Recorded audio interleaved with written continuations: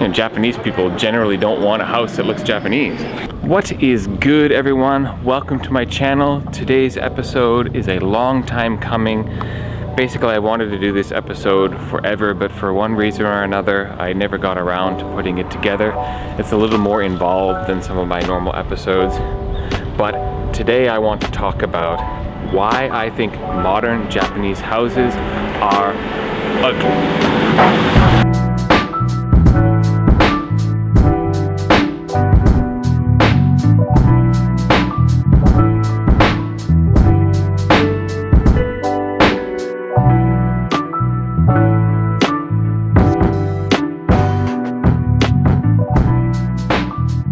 Quick note before I get started, only 7% of the people watching my videos are subscribed, so if you haven't subscribed already, please do so. It's a great way to help my videos get out to a larger YouTube audience. Hit that like button. I appreciate each and every one of you. Okay, let's get back to the video.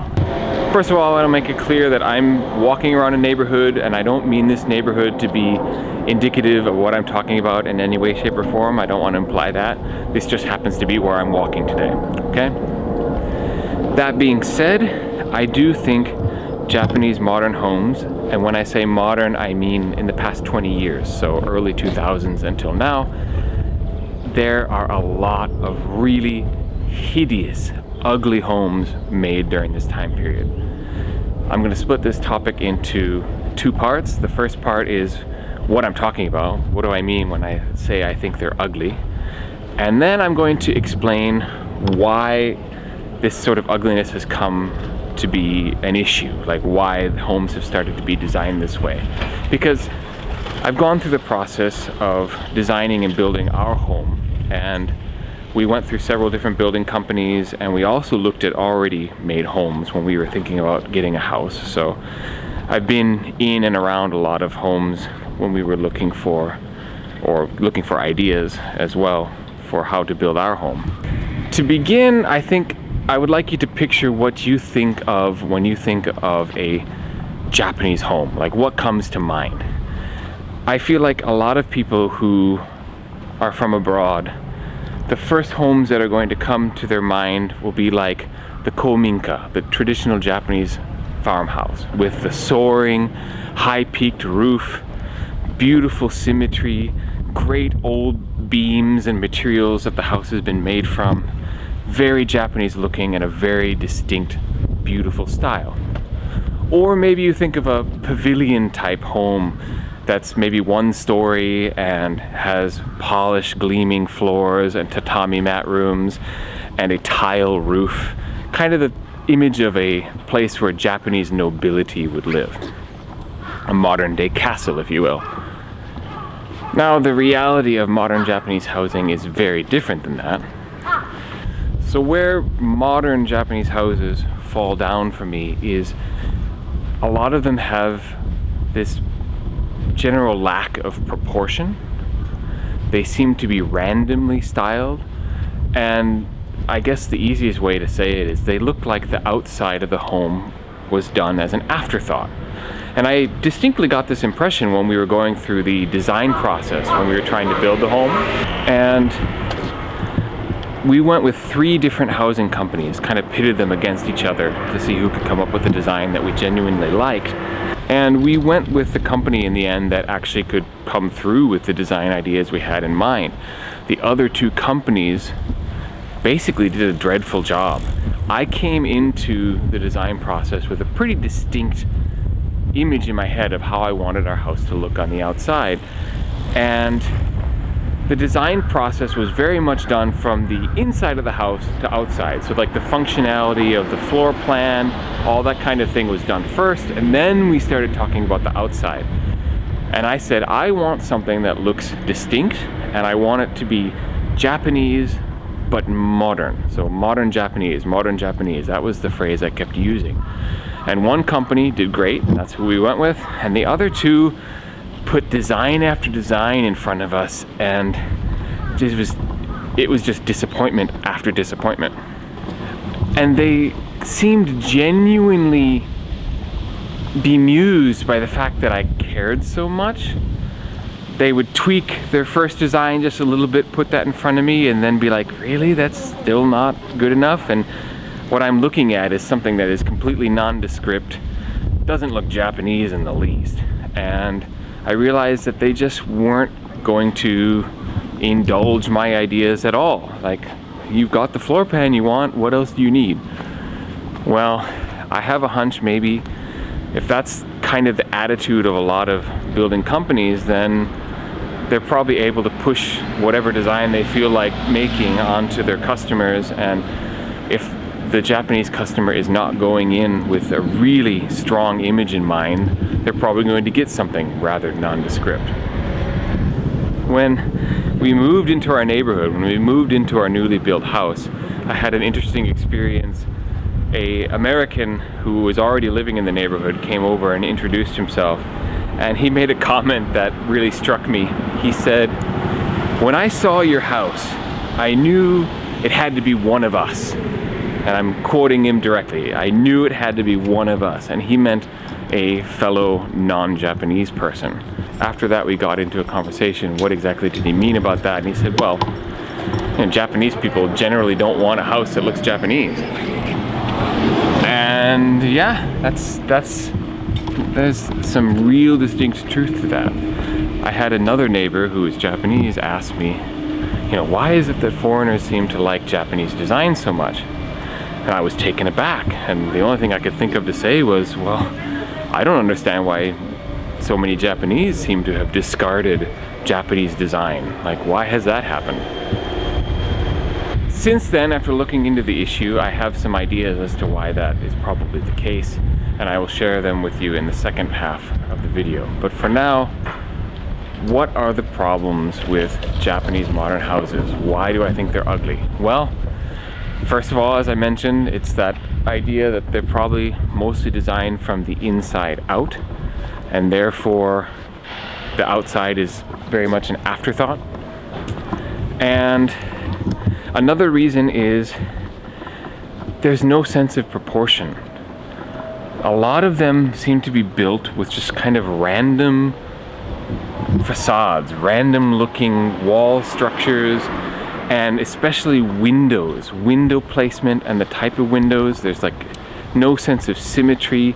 You have randomly placed windows, you have randomly sized and shaped windows, and none of it goes together.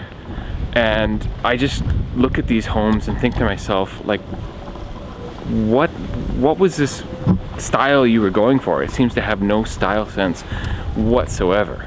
How did you end up with something that looks so randomly thrown together?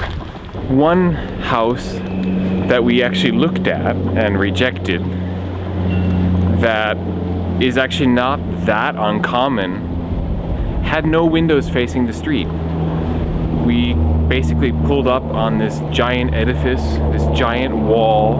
There wasn't a single window facing the street. And I couldn't imagine, like, why would you want to have something like that as your face to the world? Like, this is what you have facing the world, and this is my house. I imagine like bringing a friend to my house for the first time, be like, here it is, and it's this giant blank wall. That's it struck me as a very unpleasant face to present the world, and I would never live in a house like that. So number one was proportion. The second reason was the seemingly random placement and style of windows. And the third one, I need you to think back again to that image of a Japanese house that you maybe conjure at first. And the feature that I want you to put in your mind is the roof. Japanese traditional roofs are really fantastically beautiful and very unique. And when you see it, you wouldn't mistake it for anything else.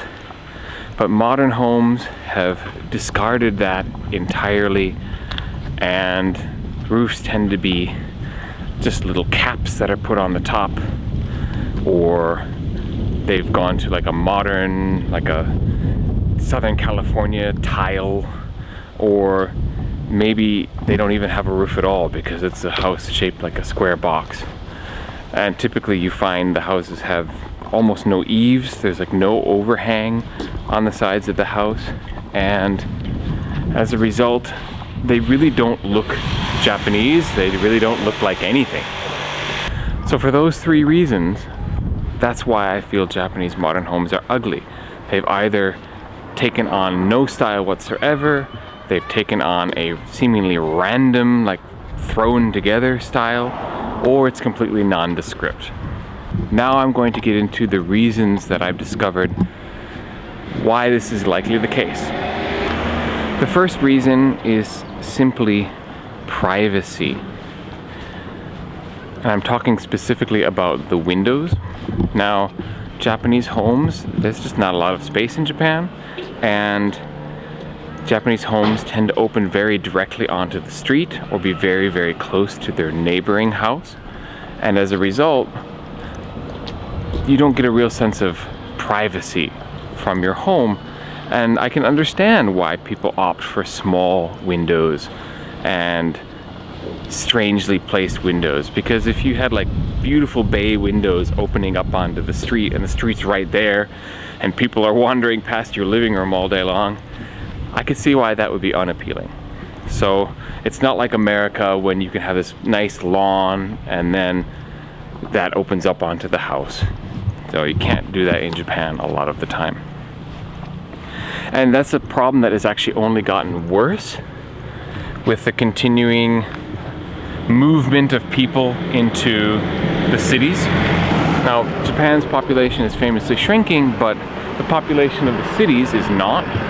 People are continuing to move to Tokyo, Yokohama, and other metropolitan areas. And what happens is you have these old homes with nice gardens owned by grandma and grandpa, and they eventually pass away, and the kids sell off that land and property to a developer, and the developer doesn't, build a new home and restructure it. What they do is they raise the house and the garden, and they divide that plot into 3 or 4 different plots and build a house on each. So what was once a decent sized house with a nice garden is now 3 or 4 tiny houses with no garden whatsoever. And that only exasperates this building of tiny windows and idea of, for privacy's sake, it ends up being kind of random. And that speaks to the proportions as well, because when you're squeezing houses into these tiny areas, you might end up with strangely shaped lots, and so you have to end up shaping the house strangely as well to fit there. The second reason why houses may have a blank wall to the street or have almost no windows or randomly placed small windows happens when you have a house that faces north. You see, south provides more sunlight, more direct light, and so building companies tend to want to put the waterworks on the north wall of the house. So the toilets, the bathroom, the kitchen, and closets and pantries, basically places where you don't need windows or you only have small windows. And if you have a north-facing house and the builder does that, well, you end up with a house that has almost no windows or tiny randomly placed windows. Actually, if you look at the north face of our house, we have the same thing. The difference is we have a south-facing house, so the facade that we have facing the street looks pretty nice. But if the back of our house was facing the front, if we were north-facing, yeah, we would be guilty of the same thing. It's a pretty interesting question. If we had paid less money and gone for a north-facing house, would I have been able to pull off the design I wanted? I don't actually know. Thankfully, we did south-facing and it wasn't an issue. But I've certainly seen north-facing houses that have beautiful facades to the streets, so it's not a given that the north face is going to be ugly. The third and final reason why I think that younger Japanese who have been building houses in what I call these non-styles or how they've gotten away from Japanese style is due in large part to what happened after World War II. The housing that went up after World War II, when everything in Japan was basically leveled, was generally of pretty poor construction, poor quality materials, lack of insulation. Everything began to look old and run down very quickly, and they put up pretty traditional looking Japanese homes made out of these poor materials. And so you've got younger generations who look at these traditional looking houses, and to them it's a symbol of old and poor quality. And so no one wants to build a house that looks like that. And that makes total sense. Why would you want your brand new house, even if it's made with better materials, to kind of have that ambiance or aura of these old Japanese homes that, you know, no one would want to move in and live in because they were built rapidly in the 60s and 70s and are known to be quick to fall apart and generally dasai, or not attractive, not fashionable. So that's another reason I suspect why younger Japanese have discarded Japanese looking homes, because of that association. It's genuinely unfortunate, but at the same time I can't really blame younger Japanese.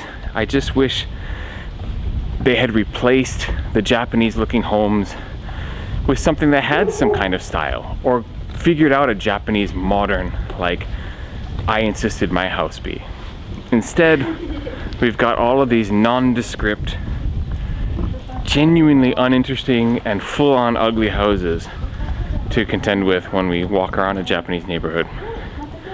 And I've had this conversation with a lot of foreigners in Japan, and we all kind of think the same thing. It's really too bad that younger Japanese have discarded Japanese style and have instead opted for these modern built homes that, granted, are probably better made, better materials, but just look like crap. I'm just gonna lay it out. That's exactly what I want to say. So let me know what you think. Am I being too harsh? Am I going out on a limb here that isn't fair? I feel like I've been fair because I feel like the reasons I gave for why this happens are, you know, they're good reasons. Like, okay, those make sense, and you can't really blame the people who have built their home in the last 10-20 years for going the way they did. But like I said, going forward, I hope that there's a renaissance or a return to Japanese style, or at the very least some kind of style choice that isn't just putting the outside facade as an afterthought, or not really caring what kind of face your house puts out to the world. I want to thank you very much for watching this episode. If you have comments or questions, please put them in the comment section below.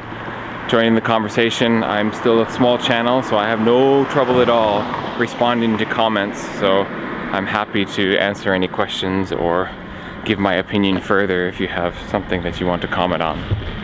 Thank you so much for watching this episode, and please catch my other episodes. I put out a new video every single Friday about Japan's society, life, and culture.